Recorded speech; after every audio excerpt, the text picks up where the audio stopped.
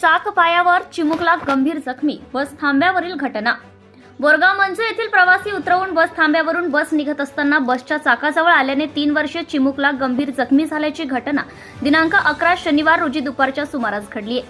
सूत्रांनी दिलेल्या माहितीनुसार दारव्हा आगाराची बस क्रमांक MH40Y5629 वडकीकडून अकोलासाठी प्रवासी घेऊन जात असताना बोरगाव मंजू बस थांब्यावर प्रवासी उतरवून बस थांब्यावरून बस अकोलाकडे जात असताना सदर बस थांब्यावर गजानन कृष्णा पवार वय 3 वर्ष हा बस थांब्यावर बसजवळ आला। त्यावेळेस बस निघत असताना अचानक बसच्या चाकाजवळ आल्याने त्याच्या पायावर टायर गेले। यामध्ये चिमुकला गजानन गंभीर जखमी झालाय।